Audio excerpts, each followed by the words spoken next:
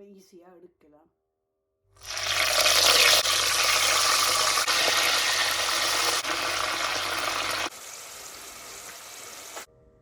வணக்கம். கனகாலமாக இப்படி உயரமான கரை உள்ள இரும்பு சட்டி தேடி தெரிஞ்சினான், கிடைக்க மாட்டேன்னுட்டு. இப்போ வர்றதுதான் கொஞ்சம் கட்டை. இது நல்ல உயரமான கரை. அப்போ ஒரு செகண்ட் ஹேண்ட் கடையில் இந்த ஃப்ரெண்ட் எனக்காண்டி வேண்டி தந்திருக்கிறா. 150 crowns வேண்டினவா. 4 liters இந்த சட்டி. இது பொரிக்கிறதுக்கு மட்டுமில்லை, கறிகள் எல்லாம் காய்ச்சலாம். ஏன் இப்படி உயரமான சட்டி தேடி நான் என்றால், இங்கே பாருங்கள், இப்படி நெட்டை உள்ளுக்கே கீழே வச்சுட்டு பொரிச்சிட்டு அப்படியே எடுத்துடலாம் ஈஸியாகிறதுக்காண்டி தான் இப்படி உயரமான இரும்பு சட்டி தேடி தெரிஞ்சினான். தேங்க்யூ கிடைச்சதுக்கு. அப்போ இன்றைக்கு இதில் கத்திரிக்காய் பொரிப்போம். நல்ல வடிவான சின்ன கத்திரிக்காய் கிடச்சிது. பின்ன வேண்டி கொண்டு வந்தேன். நான் இதை கீறி அப்படியே பொரிக்கிறதுக்கு இருக்கிறேன். நல்ல வடிவான கத்திரிக்காய். இந்த காம்பை வெட்டவே எனக்கு மெனமில்லை. ஆனால் என்ன செய்வோம், வெட்டத்தானே வேணுமே.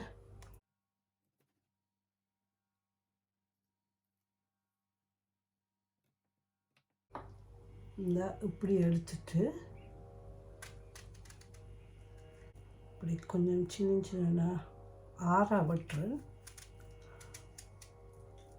இந்த ஃப்ளவர் மாதிரி பொறிக்க வரும். மிச்சத்தையும் வெட்டுவோம். இப்படி வெட்டைக்குள்ளேயே உப்பு போடுவோம், அப்போ தான் கவுக்காது. இப்போ எல்லாத்துக்களையும் உப்பு போட்டு வைப்போம். சட்டி நல்லா சூடாகிட்டுது. கொஞ்சம் எண்ணெய் விடுவோம். நெட்டையும் இதுக்குள்ளே வைக்கிறேன். அப்போ ஈஸியாக எடுக்கலாம். இப்படி பூவாக வெட்டி வச்சுருக்கிறேன். அதை பொரிப்போம்.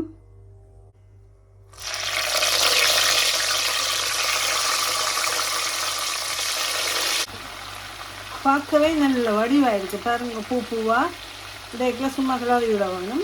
இப்போ கிட்டத்தட்ட பொரிஞ்சிட்டுது. பாருங்கள், என்ன வடிவாயிருக்குது. இது அப்படியே எடுப்போம்.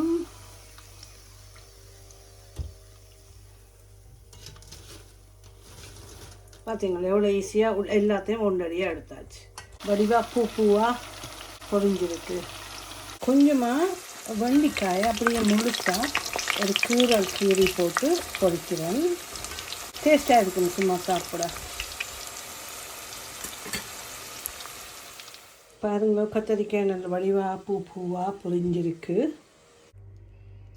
வெண்டிக்காயும் விரலாக அழகாக பொரிஞ்சு வந்திருக்கு. இந்த கத்தரிக்காயும் வெண்டிக்காய் பொரிச்சதோடையும் சாப்பிடுவோம்.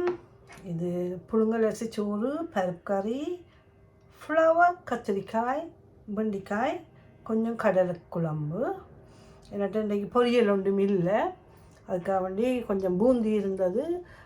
ஃப்ரைட் ஆனியன் பேக்கெட்டில் வேண்டினது இருந்தது, அதுவும் இருக்குது.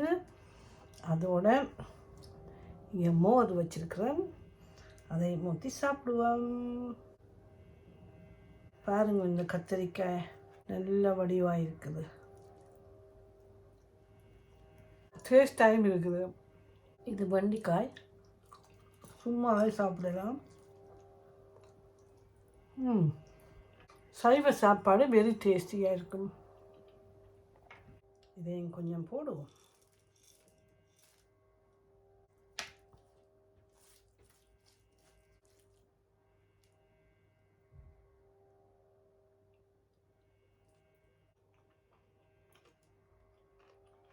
கிறிஸ்பி பூண்டு ஒரு முறை செய்து சாப்பிட்டு பாருங்க.